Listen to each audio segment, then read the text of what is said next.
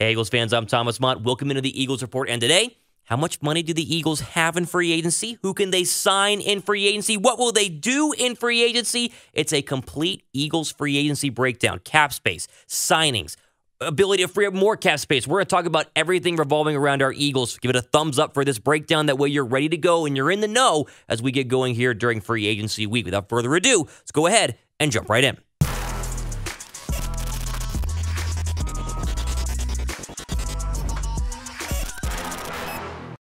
All right, so I basically wanted to create this video for all you Eagle fans out there who have a lot of questions about what is going to go on during the free agency period, as legal tampering has officially begun probably by the time you're watching this video, and the Eagles maybe have already made a move, but if they have not started making moves by the time you watch this video, I want to inform you guys on how much money the Eagles have, how they can get more money by cutting some players, who they could trade away, and also who they have been linked to and who they could sign. Basically, a full Eagles breakdown on what was going to happen this week in free agency. So starting right now, as you see on your screen, the Eagles will have between $40 and $43 million of free cap space. That's the number we're hearing right now, between $40 and $43 million in free cap space. That is 17th most in the National Football League. So when you're asked, the Eagles have a lot of money this year, you can say, yeah, I guess. They have enough money to make some big moves. They have enough money to where money is no option in signing one single player, but they are not the Bucs. They are not the Dolphins. They are not even the Indianapolis Colts. They don't have unlimited resources, $80 million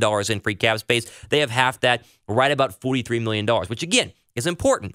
We're not the Atlanta Falcons. The Falcons have like $10 million in free cap space. The 49ers have like $8 million in free cap space. The Eagles have 43. So they will be able to make some moves, and that is good news for all of us in Philadelphia land because we need to make some moves because we have a lot of needs. What are those needs? Let's go through them. Linebacker, cornerback, wide receiver, pass rusher, offensive line, and safety, which sounds like basically everything. Those are all the ones that we know the Eagles could use other players, that could use new players, that looking at their current roster. Now, if you were to ask me, what is the number one biggest need for Philadelphia? Well, it's either cornerback or wide receiver. I would put linebacker at number 3. I would put pass rusher at 4. I put safety at 5. And I put offensive line at 6. Now, offensive line is still a need, in my opinion, just because you're going to lose Jason Peters. And apparently, the coaching staff is not sold on Andre Dillard. But it is nowhere near as big of a need as wide receiver because Aguilar is going to walk basically for sure. I mean, he is most likely gone. And Alshon Jeffery, we'll talk about in a second, probably they won't be here by the end of the week, depending on what's going to happen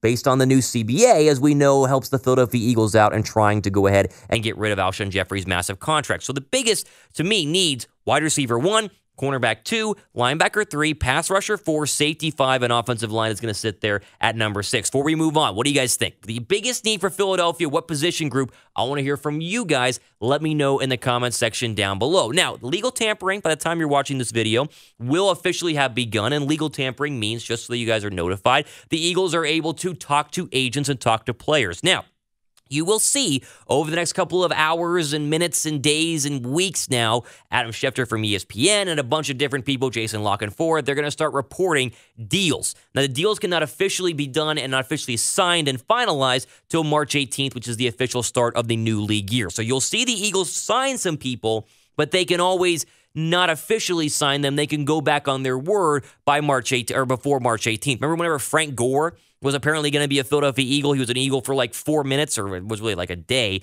And then apparently Frank Gore changed his mind. It was because he had agreed to a contract, agreed in principle to a contract, as you will hear, but had not officially assigned because the new league year had not begun. It was only the legal tampering period. And that, of course, is kind of an example of what you can expect to see tomorrow. Now, the Eagles are going to be active.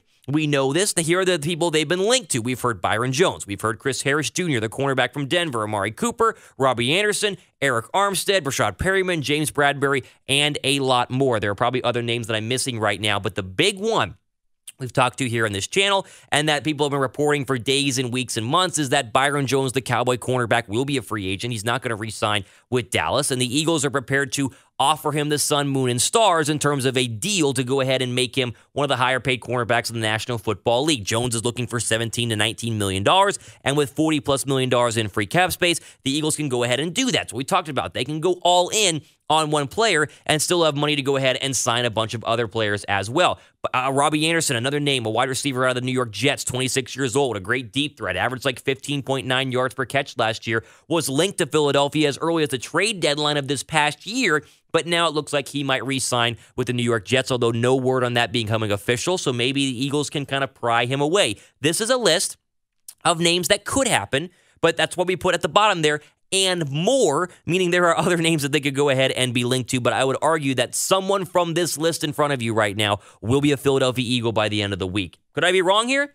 Maybe. But if I'm right, go ahead and give this video a thumbs up if you see a name on this list that you think the Eagles should go ahead and sign. And let me know which name you guys think the Eagles should re-sign from this list. Byron Jones, Chris Harris Jr., James Bradbury, get one of the three. Maybe bring in a wide receiver, an extra pass rusher, bada bing, bada boom, and the Eagles are suddenly looking a lot better than where they were at even just as early as last season. Moving on, the Eagles are able to free up more cap space, and we've talked about this here on the channel, by doing a couple of moves with the current players on their roster. They already made about $5 million in free cap space by letting go of linebacker Nigel Bradham. Now, that created a big hole at linebacker, but the Eagles were able to boost their total cap space by cutting Nigel Bradham. They could save $4.8 million by cutting or trading Malcolm Jenkins. Now, I would re-sign Malcolm Jenkins. We've talked about this many times here on the channel, but if you wanted to get more money, maybe get north of $50 million in cap space, another cut could be Malcolm Jenkins. You want to get even more money, $2.7 million could be saved if you let go of Rasul Douglas, the cornerback who,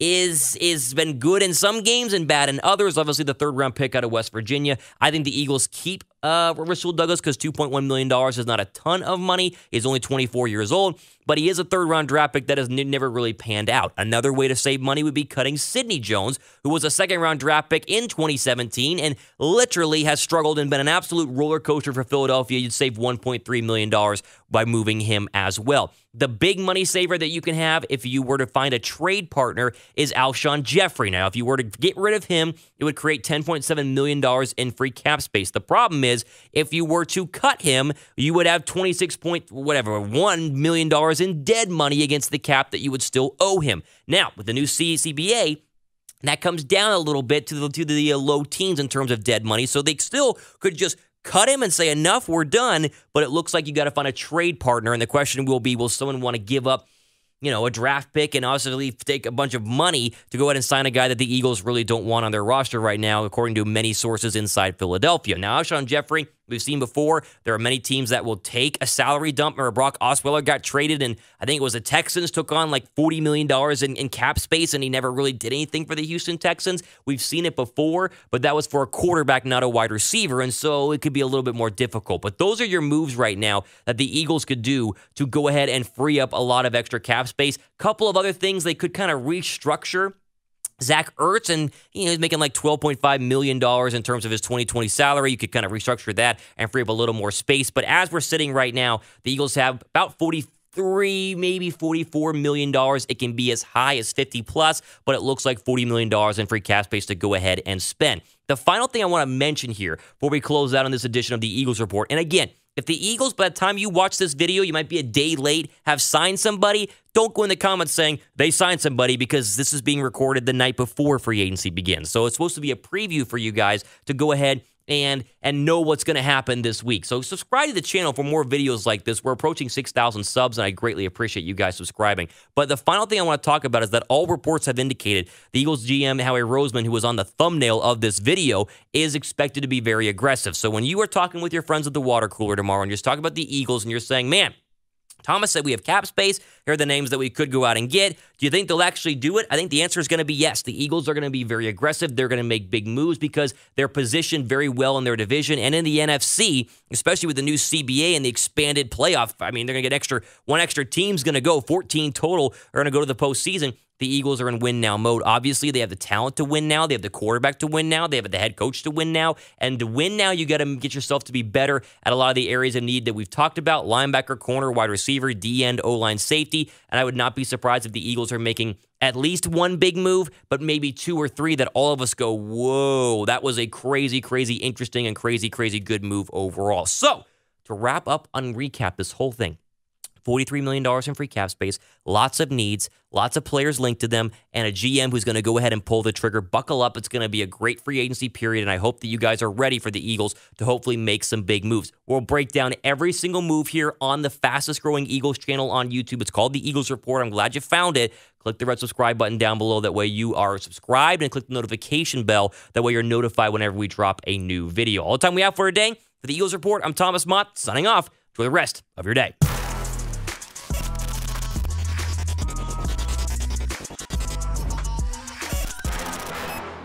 Did you like that video? Thanks for watching, but why don't you click this video right here, because we did it just a couple of days ago, and guess what? It's about the Eagles too. Like that video? Why don't you subscribe right down here? That way you're notified whenever we release more videos here on the Eagles Report. It's the fastest growing Eagles channel here on YouTube. Video, subscribe, click them right now. Go ahead, click them.